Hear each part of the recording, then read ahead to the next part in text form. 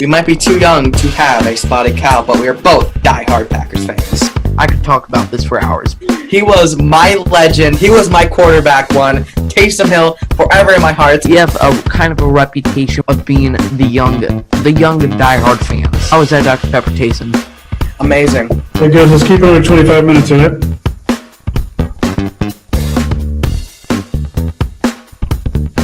What is going on, everybody? This is Joey here at Underage Packers, welcoming you to episode 97. Pleasure to have you here. Joining me, as always, is my friend Big B. Give us your thoughts. It's playoff week. What are we feeling right now?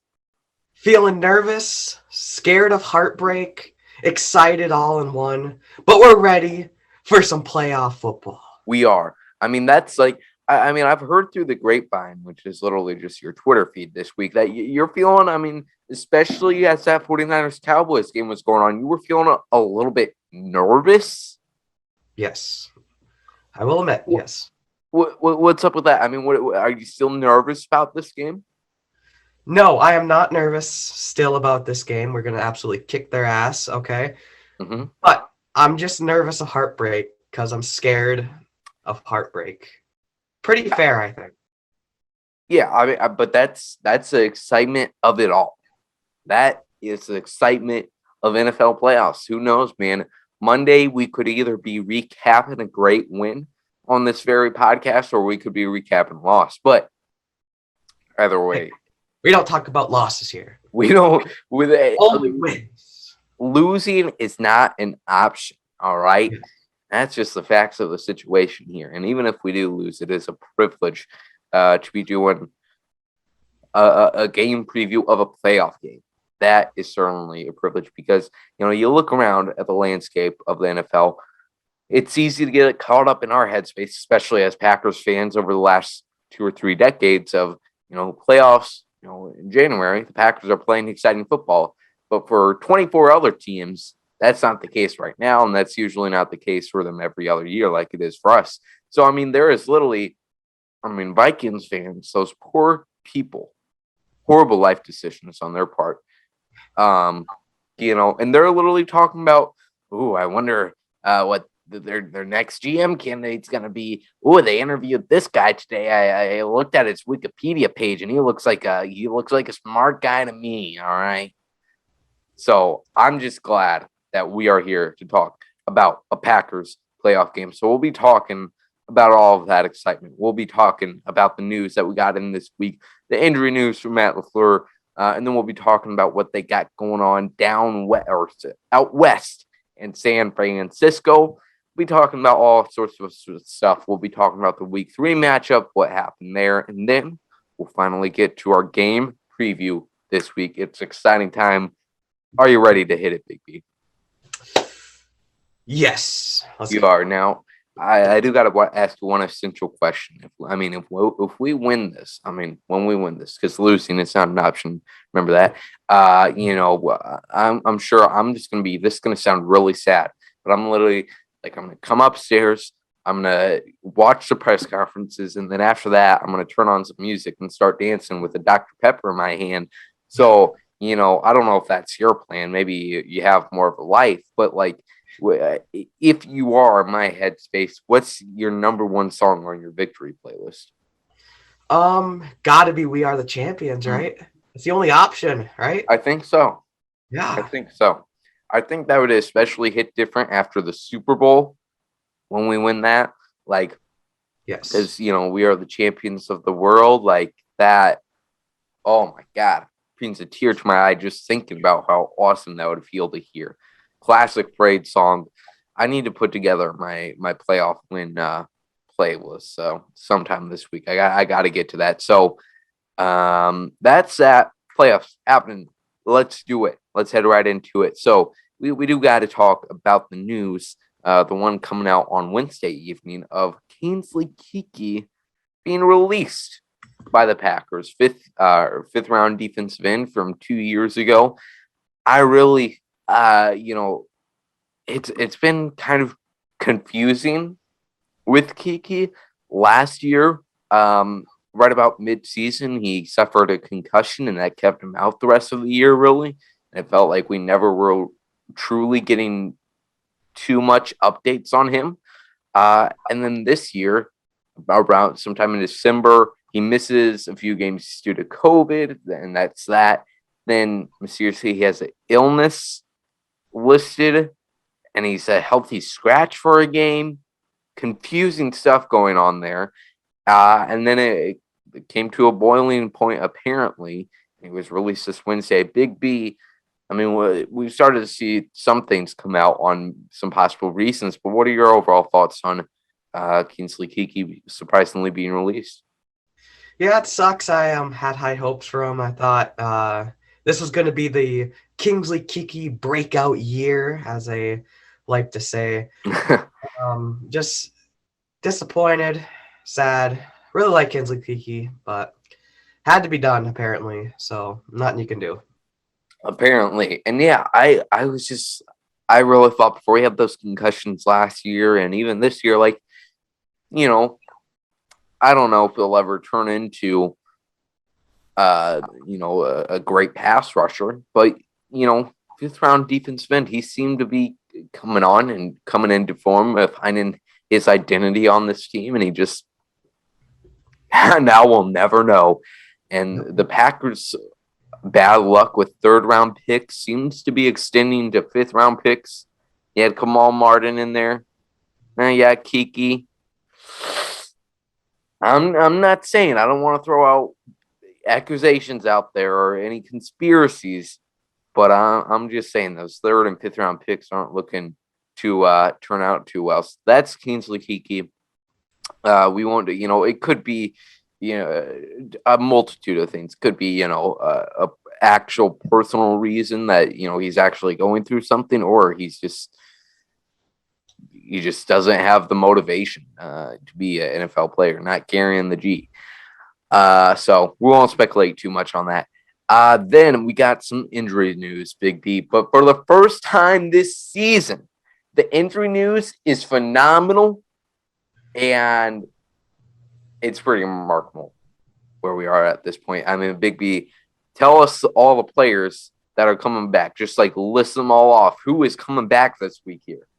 All right, so we got Jair Alexander, David Bakhtiari, hopefully. We'll get to that probably. Oh, shoot. Escaping. Billy Turner. Yep. Whitney Merciless. Who else we got? You mentioned Cobb, Merciless. Randall Cobb. Yep. Technically, Josh Myers. I don't know if you want to count him or not. Uh-huh. I mean, who's that big pass rusher? Did you mention him? Zadarius Smith. Bam. Crazy. Oh, my God. It is. And, I just cannot believe, like I said, it's remarkable that we're at this point, because it really felt like just 2 weeks ago, all these players, it felt like throughout the season, the hope for them every week to come back is, and then all of a sudden we're like week 16, we're like, no, their season might be done. And I genuinely thought a few weeks ago that Jair or David were going to be the only ones to come back. So looking like it would take some sudden turn of events for all those players that you just mentioned not to be out there on Saturday. David Bakhtiari, though, like you mentioned, is questionable.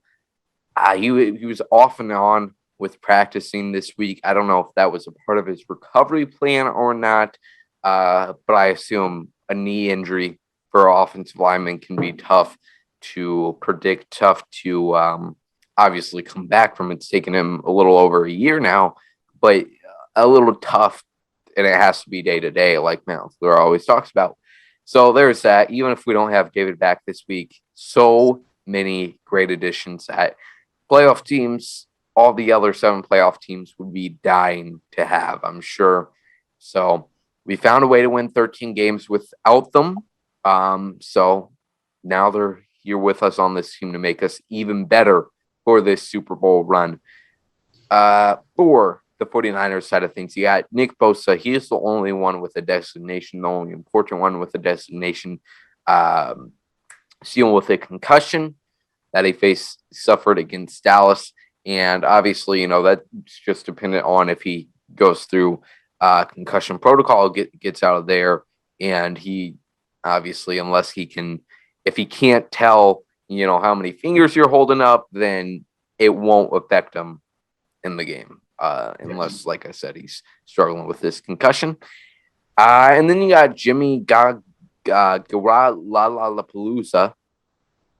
who was already dealing with a thumb injury, dealing with a shoulder injury, and he also had an injury to one of his muscles that made him suck at playing quarterback, apparently.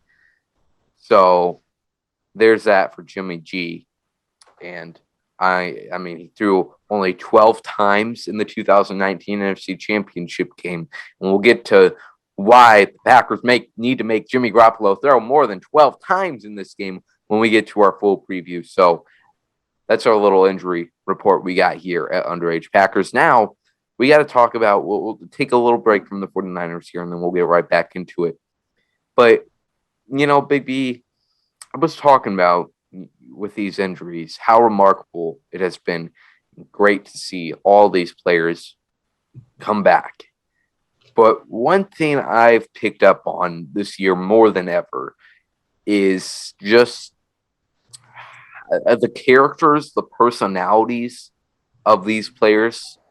I don't know if I'm sure social media, the press conferences that we obsessively watch has something to do with that, getting to know these players. But I certainly feel I know just a little nugget of these players' personalities or stories. And it just makes my heart warm to see them get to this point. It's a little sentimental, a little cheesy, but the story of the 2021 Packers is just all these little branches of individual stories of players in the league, and it's all come together. So, Big B, I want to ask you your favorite story, but before that, I want to tell you my favorite player story this year, and that is Randall Cobb.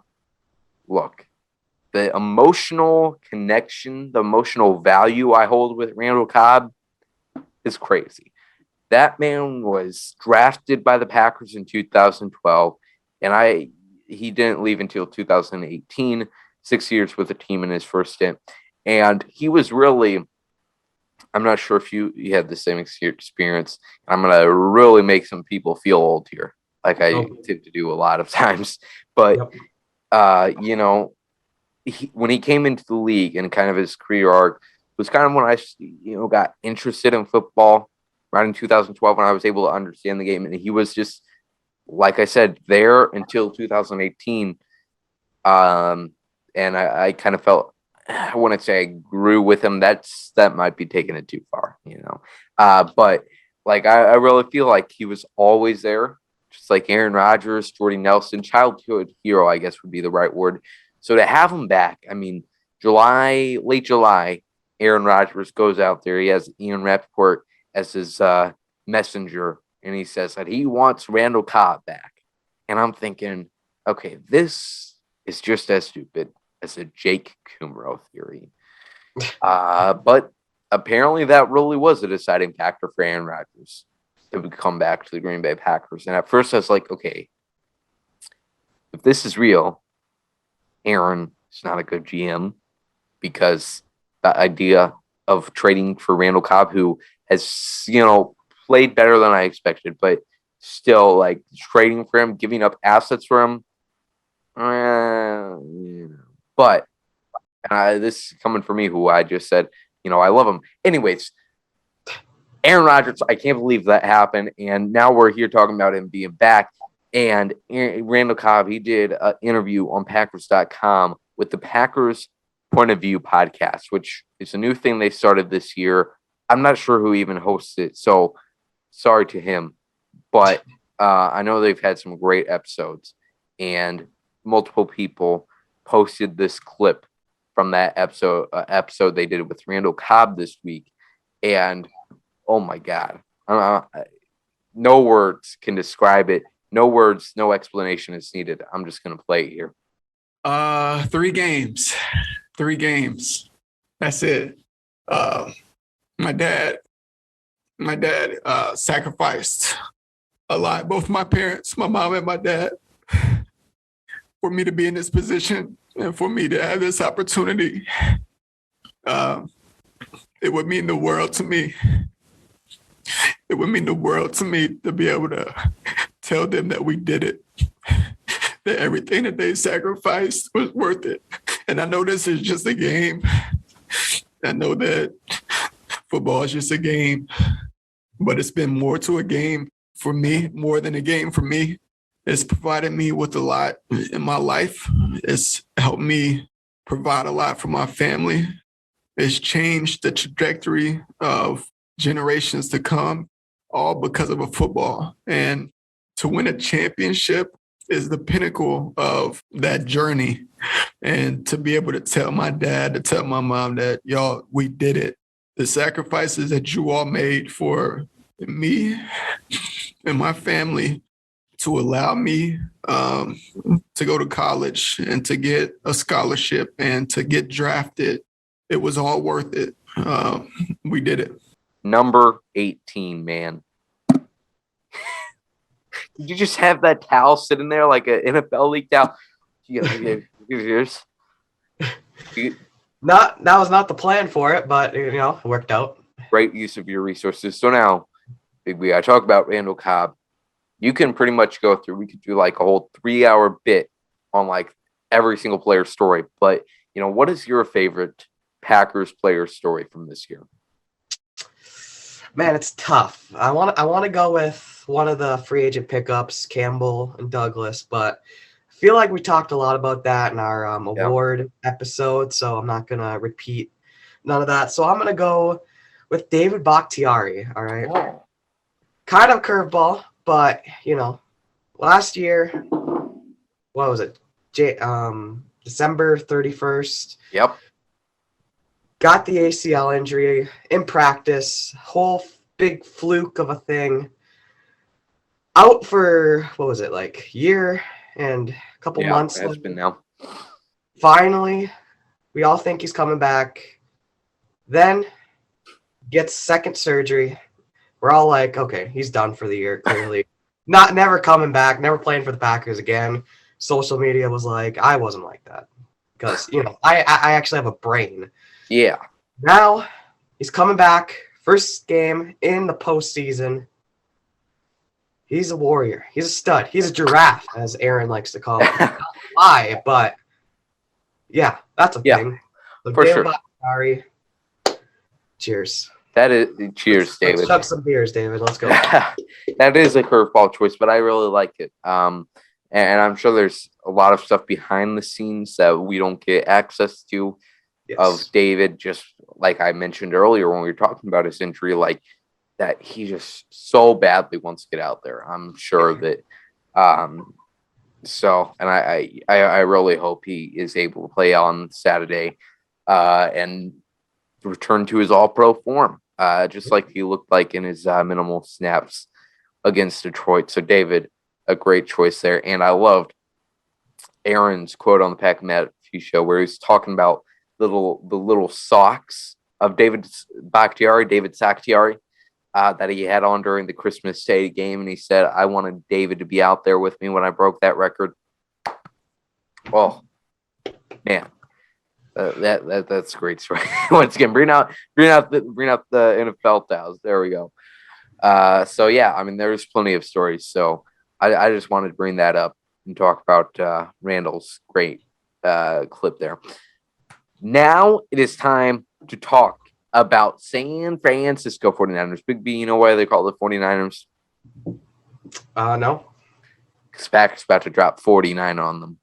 Oh! Hey-oh! They're about to drop a 49er. They're going to pull a 49er at Lambeau Field here. They pulled a 30 on them in week 3 for a last-minute heartbreaker to 49ers fans. Aaron Rodgers, Devontae Adams dotting them up for 2 plays down the field with 37 seconds left. There was 37 seconds left. The 49ers kicked their field goal at the other end of the field. You got little redhead Norm up there in the stands, and he says he posts a picture to Twitter saying, "It don't matter." because it didn't matter. He predicted the future of Aaron on that game-winning drive, and then Mason drilling it through. So, me and Big B, we were talking about before our show started, just like, genuine conversation. We don't have too many genuine conversations. After we stop recording, we hate each other pretty much. Oh yeah. When That's we correct. met in person, I had to really fight back, not punch you. Yep. Same. To let that out there. And so that's that. And where was I? I thought about how much I hated. I lost track. Of course you did. You always do. Oh, what we were actually talking about pre-show. Okay, so we were talking about the Week 3 matchup, and it feels like that first half from the Packers was pretty dominant, and they got out to a really fast start. You had Yash Nyman out there at left tackle, also a great story Yes. for the Packers. But Yash Nyman out there at left tackle for his first game, pretty makeshift offensive line, and the Packers did a really nice job at handling the pressure from Nick Bosa, Eric Armstead, blah, blah, blah. Very good 49ers defensive line. But then, the 49ers, they put some things together. They put together a really nice drive before the end of the half. Granted, they got some help from the refs on that drive as well, keeping it alive for a little bit. And then they ended off. They sub Trey Lance in there, and everybody knows what's coming, but they still can't stop the read option for him as he runs it into the end zone before the first half ends. And then in the second half, they continue to somehow put together 28 points, take the lead on Green Bay. And there we are on that game-winning drive again. But I think this 49ers team we are looking at now, and you could certainly see it from just when they were facing the Cowboys this past week in the super wild card weekend with 3 out of 4 games or all but 2 games being blowouts. Super wild card weekend in their game against Dallas. That San Fran is a very different team. Kyle Shanahan got some new toys over Christmas break and was excited to show them off. I'm not really sure exactly when throughout the season they started to use Deebo Samuel a lot, started to get Elijah Mitchell as a really good running back, more involved in their offense. I'm not sure when that happened, but I really think this is a different 49ers team we are looking at than we saw in Week 3. Big B, overall thoughts on the 49ers team we got heading into Lambeau? Yeah, Deebo Samuel is such a dynamic player. He's really, really had a breakout year. Definition of a breakout year. Yeah. Like you said, they didn't really use him Week 3. They started using him in this running back role in Week 8. Fun fact. Oh. The research I did. The research, nice. And, I also have George Kittle, which seems to be getting overlooked a lot this week by Packer fans. And he is still very, very good. Still going to be a problem. Still going to have to shut him down to the best of our abilities. And, he's still scary. He killed us in that one game. I forgot what game it was. Mm-hmm. But at this point, we faced him so many times. It's like, yeah, one game he did a thing and it's scary. Yeah, pretty much. Yes. Yeah. George Kittle, man, it's going to be tough to stop him. I'm stating the obvious there. But the Packers specifically, I said this in my preview that I posted on Sunday evening, but, man, Packers had to face Mark Andrews, great receiving tight end, later on in the season, just a few weeks back, and they had absolutely no plan for him at all. Against when the Ravens had backup quarterback Tyler Huntley in there, and they had hardly any other offensive weapons. But the Packers were like, Mark Andrews, do we really need to cover him? So they kind of let him slide. Hopefully the Packers have a better plan this week. But, man, they got a lot of offensive weapons there in San Fran. So it's hard to, just pick one of them to focus on for Joe Barry's defense. That's that. But, Big B, when a lot of people on Packers Twitter sphere, were getting nervous about the 49ers. We don't match up well with them. What are we going to do? we're the number 1 seed, but oh no, the 49ers are scary. Get out of here. Why do I do this every week? Why? Yeah, I am going to call you out for being like, oh, I don't want to face the Niners. Yeah. Yes, I I bet I won't hear the end of this when we win. even if we lose this game, and even though you changed your opinion now, stop with that. Stop with that. You think like, we can talk about how George Kittle, Deebo Samuel, Brandon Ayuk, Elijah Mitchell, don't know if I already mentioned, are scary offensive weapons, but the Packers have Aaron Rodgers, the best quarterback in the league, Devontae Adams, best wide receiver in the league, Aaron Jones and A.J. Dillon, a lethal running back duo. Offensive weapons for the Packers, like even more than the 49ers. So let's chill out with this. Packers just got to, like just the advantage of Aaron Rodgers over Jimmy Gaga Palooza. I'm going to call him that from now on. It's an unfunny joke, but I like it. That's enough advantage for the Packers. So Kyle Shanahan versus Matt LaFleur, though, 2 genius coaches. It should be a fun one to watch. I wish, if my emotions were taken out of this game, I'm sure this would be a really exciting game to watch just as a fan. But I hope it's not an exciting game. I hope it's an absolute blowout, and the Packers get to throw in Jordan Love by the 4th quarter. I'll take it. Yeah. All right. Packers versus 49ers. Big B, your call. Who has to step up in this game for the Packers? Who has to step up? You know what? I'm going to go with my boy, Dean Lowry. We're going with Dean Lowry. Got to step up.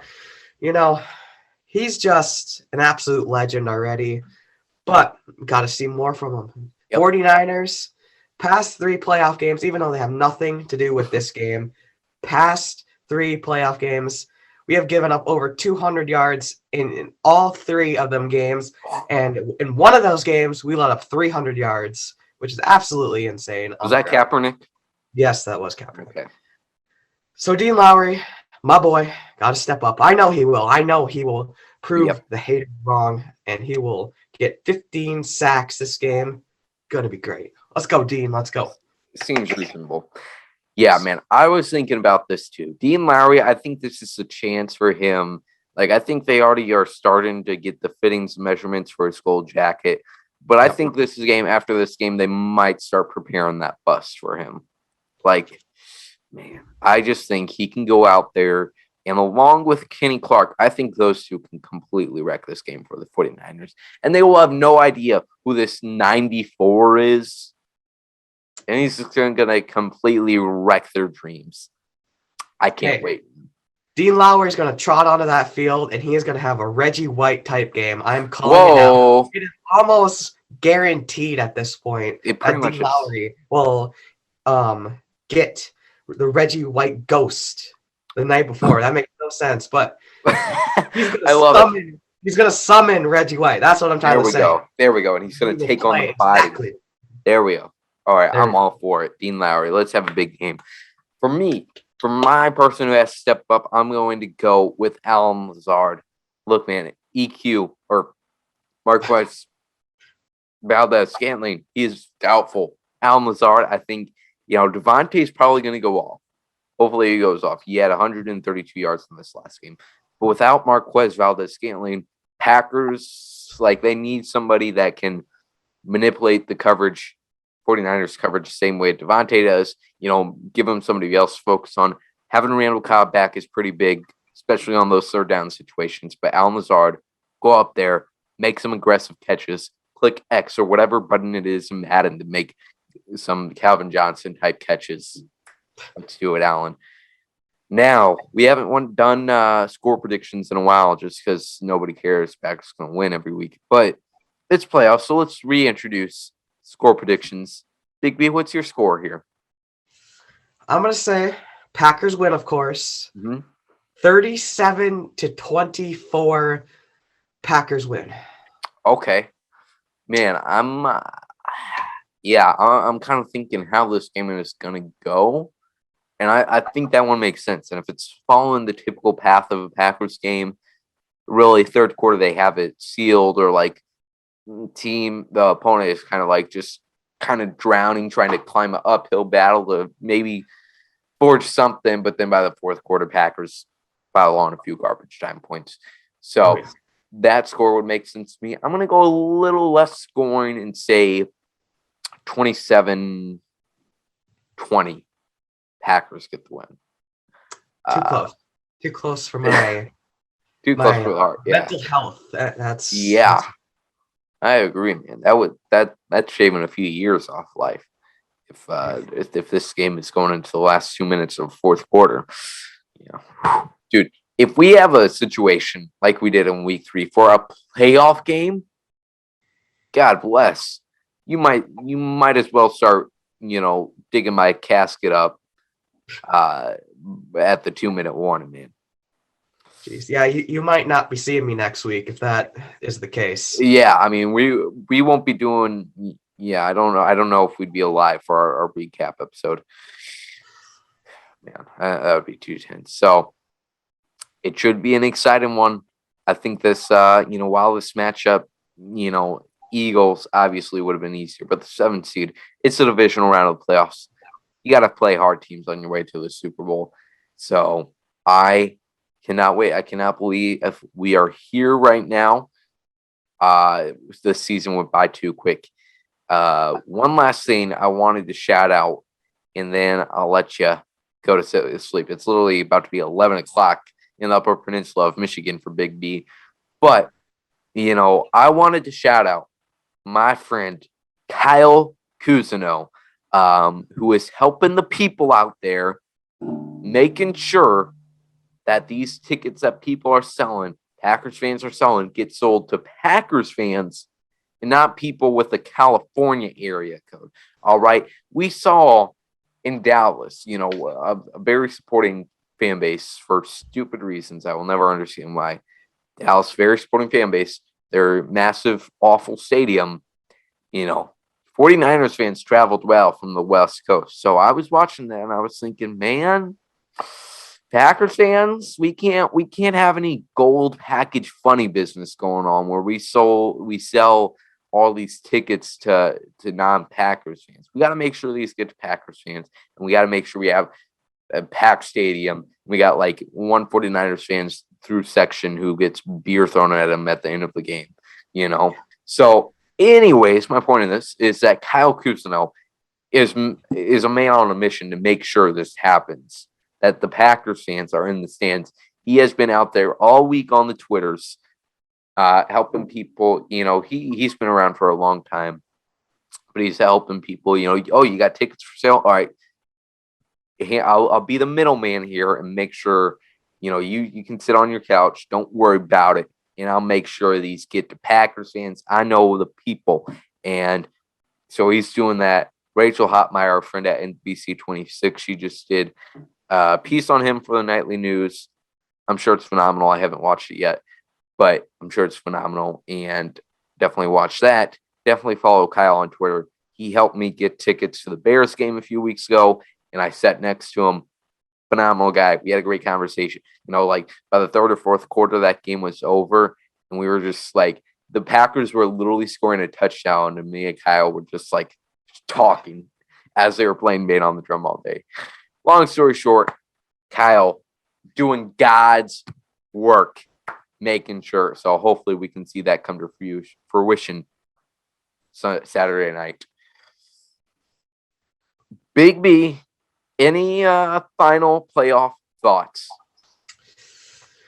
Well, I don't think we mentioned this, but Packers did start prep for the 49ers last week before the 49er Cowboy game. So if you guys are not feeling confident about this, that should make you feel confident. They got 2 weeks under their belt preparing for this game. Packers are going to win. We winning. Let's go get that dub. Absolutely. Sounds like a plan to me. This will not be the last you are hearing from us at Underage Packers before this playoff game. I'm sure we'll have some content from here. This is going to go out Friday morning, and in the next 40 hours, you will hear more of us. Don't mean that in a creepy, threatening way, but be on the lookout for that. So follow us on YouTube, Twitter, Instagram, and the TikToks. We're everywhere, so we appreciate you tuning in to this episode and following us on all those platforms. Other than that, we'll talk to you later. Go Pack, go.